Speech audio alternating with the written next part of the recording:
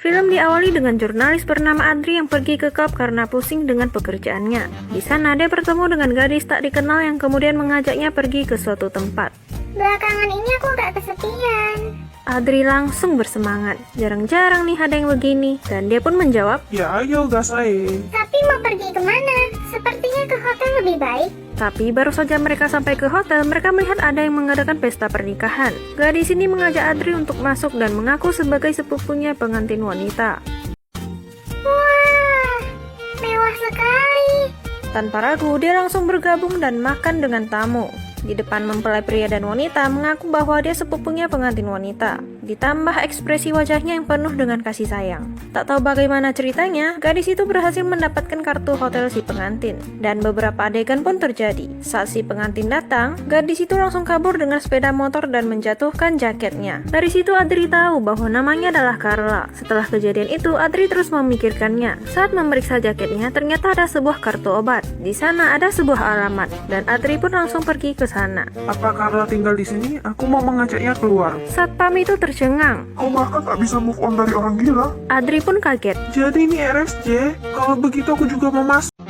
Ini rumah sakit jiwa. Kau orang sehat-sehat mana bisa masuk seenaknya. Akhirnya Adri mencari seorang dokter untuk membuatkannya surat pasien ODGJ palsu. Apa? Dok, kalau apakah aku sehat? Aku pasti ada sedikit gangguan jiwa. Iya, sepertinya kau memang benar-benar gila. Pertama kalinya ada orang sehat ingin masuk RSJ. Tapi jika kau memberiku uang, boleh kau jadi orang gila? Akhirnya Adri sepakat dan memberi dokter $1.000. Dengan cepat Adri memberikan surat palsu itu kepada Bu Yaya, kepala rumah sakit jiwa. Nah, harusnya kamu dari awal udah di sini. Ini barulah rumahmu. Akhirnya Adri pun bertemu dengan Carla. Aku Adri, pria yang kau ajak ke hotel waktu itu. Tapi Carla tak mengingat semuanya. Kau gila ya mengejarku sampai sini? Buset, Carla is the real buaya betina guys, keren. Feedback dari Carla membuat Adri jadi kecewa. Adri pun tak ingin berada di sini lagi. Kau pasien ODGJ, mau keluar bisa seenaknya keluar kah? Aku tak gila, aku seorang jurnalis. Semua pasien dari gizi juga ngaku mereka tak gila. Kalau kau tak percaya, telepon saja atasanku. Lalu Bu Yaya pun menelpon kantornya. Tapi orang yang mengangkat telepon malah musuhnya Adri. Adri, di sini tak ada yang namanya Adri.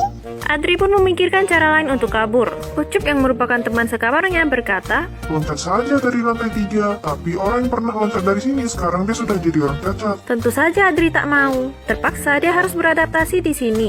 Setiap hari harus minum obat, ngobrol, nongki, dan merokok. Semakin hari, Adri dan teman-teman ODGJ lainnya semakin akrab. Namun di sisi lain, mantan istrinya Ucup melarangnya untuk bertemu dengan putrinya lagi. Karena kecewa, dia ingin melompat dari lantai 3.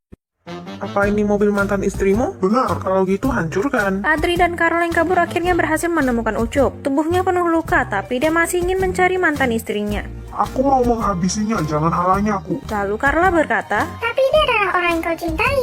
tidak memukul orangnya, memukul mobilnya pun jadi. Adri kaget.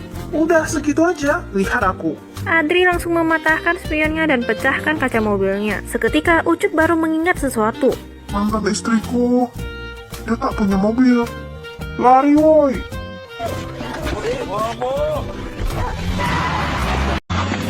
Malamnya mereka kembali pulang ke RSJ. Adri berdiri di pintu gerbang. Dia bisa saja kabur, tapi ketika melihat Carla, dia memutuskan untuk tetap tinggal di sini. Lalu mereka berdua pun melihat matahari terbit di atas balkon, saling bertukar perasaan memulai hidup yang bahagia.